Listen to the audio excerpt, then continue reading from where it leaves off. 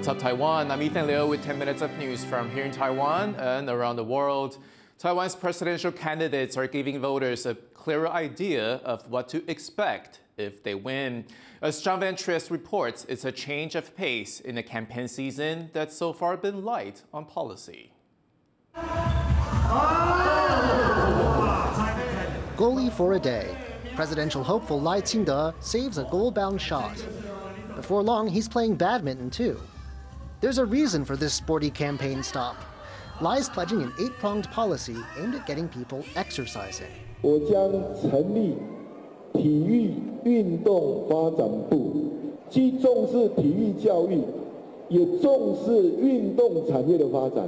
清德当总统，我们预算体育的预算超过200亿，好不好？ He's not the only one making new pledges, though. In a campaign season that's been more about personality than policy, candidates are finally giving voters a look at what they stand for. The Taiwan People's Party, led by candidate Ko Wen-je, hopes to break the monopoly of Taiwan's two established parties. And Ko now hopes a focus on industry and economics will be what makes his dreams of a third-party victory come true. He's especially taken aim at what politicians have taken to calling Taiwan's 5 shortages, those of energy, land, labor, water, and skilled workers that he says hold Taiwan's growth back. 5缺是什么问题？我说缺长期计划，政党轮替就解决了。因为他们就是永远大傻逼政策，不会做长期规划。And the main opposition, Kuomintang, or KMT, rallied around candidate Ho Yo-ii, has taken aim at culture. Ho says the arts can help mend the tense ties between Taiwan and China, separated by deep political differences as well as the Taiwan Strait. 两岸对话其实文化就是一个非常好的沟通桥梁，所以我坚持中华文化，用文化相声共赢台湾，两岸对话，文化兴起。 With just 2 months to Election Day and party loyalties strong, it's not clear how much these policy statements will sway voters. But they do give a clearer picture of what voters can expect from their next president, whoever that may be. Delphine Chen and John Van Trieste for TaiwanPlus. Taiwan's Secret Service says it's ready to protect the country's presidential candidates from harm as the big election is in January. The agency's new elite squadron has shown media how you would defend presidential hopefuls from a shooting attempt while campaigning. The Bodyguards got special training for that situation. That's to prevent what happened last year in Japan, where the country's former Prime Minister Abe Shinzo was shot dead during the rally. The head of the National Security Bureau says guards had to pass 18 weeks of training and tests to join the team. 这是只许成功不容失败的任务。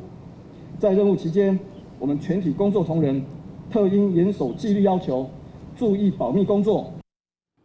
Taiwan's military is planning to build 6 new coastal defense sites to defend the country's shores, but their proposed locations have some politicians worried they'll put nearby residents at risk in a potential war with China.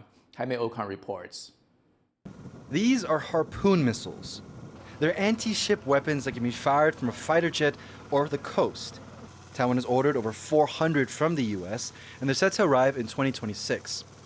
And now the military wants to build 6 new coastal defense sites to house them in an effort to protect Taiwan's main island. These sites are part of the country's push to defend against a possible Chinese invasion as Beijing ramps up military activity around Taiwan. It's not that the Chinese will come to believe they can take Taiwan quickly, but it will be costly. It has to be the case that Taiwan has the capabilities to withstand a Chinese attack long enough for the United States to get to Taiwan's aid.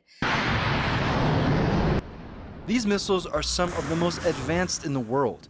They can take out ships and protect key infrastructure from being attacked. But the location of these new launch sites is facing pushback from some politicians. Members of the opposition Kuomintang say they will turn residential areas into targets. 我们虎尾基地是属于一个内陆的基地哈，那这个基地呢，我想在这里如果安置离插飞弹哦，不但没有成效哈，我想针对国防部本身的一个专业跟经验，他们评估它应该设置在岸边比较好。Even a city councilor from Kaohsiung, which houses a major naval site, expressed concern. 那为何还要设在人口这么稠密的地方呢？更何况台积电就在附近，这样合理吗？ The country has invested heavily in its navy, anti-air, and anti-ship capabilities. Taiwan's military has also doubled down on coastal defense and is trying to make it as difficult as possible to attack the country. Taiwan's defense ministry responded to concerns over the new sites and is working with local communities. 国防部会兼顾建军备战的需要跟民生发展的需求，持衡执行睦邻工作。 While the military says it respects local concerns, national security is ultimately the top priority. Howard Zhang and Jaime Okan for TaiwanPlus. China has told the UK to halt efforts to strengthen ties with Taiwan. It comes after Britain signed a trade agreement with Taiwan, which China claims as its own. Beijing urged London to abide by the One China principle and stop using trade cooperation as an excuse to engage in official exchanges with Taipei. The new pact will focus on digital trade, renewable energy, and investment. Prosecutors in Taiwan have questioned 4 people over suspected fraud at a cryptocurrency exchange. JPEX is a Hong Kong company that allows people to trade digital assets. Authorities in Taiwan suspect it's been operating without proper licenses, indulging money laundering laws. The company's chief partner in Taiwan has been detained under suspicion of violating the country's Banking Act. A university in Taiwan has developed a new AI solution to help farmers cut back on their water use. Bryn Thomas has the details. A tractor, a plow, and now a smartphone. Farmers in Taiwan may soon have a new tool in their sheds, an AI-empowered irrigation system. Researchers at Central Taiwan's National Chongqing University say they've developed a solution that could cut the amount of water used in rice farming by up to 20%. The system is like a facial recognition camera, but instead of faces, it looks at rice. Farmers just need to photograph their crops, and in a snap, the app draws on a database to do the rest. 我们只需要手机的 RGB 影像就能够反映出作物的生理，就有点像例如说中医的望闻问切，你在防范于未来。 Many farmers in Taiwan rely on their years of experience when growing rice.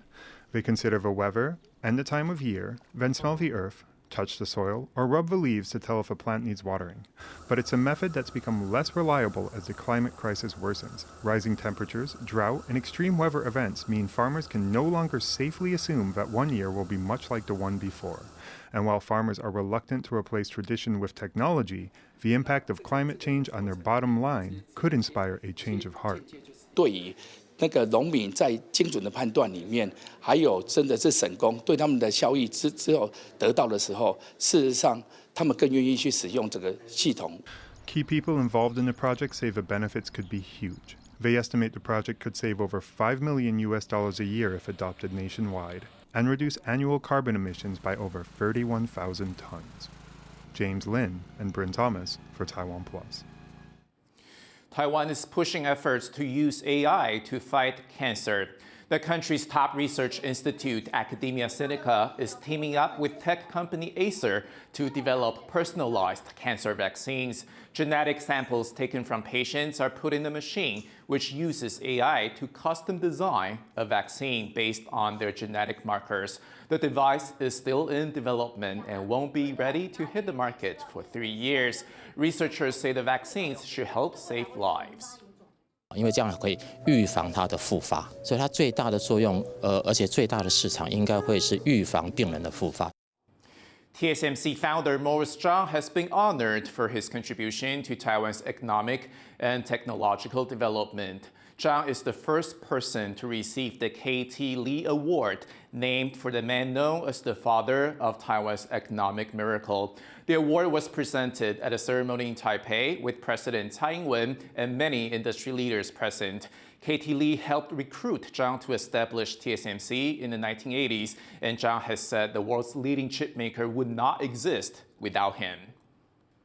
Thank you for watching today's What's Up Taiwan. Finally, we leave you with these shots of the famous statue of a dog named Hachiko outside Shibuya Station in Tokyo. The city is celebrating Hachiko's 100th birthday. I'm Ethan. Take care, and I'll see you next time.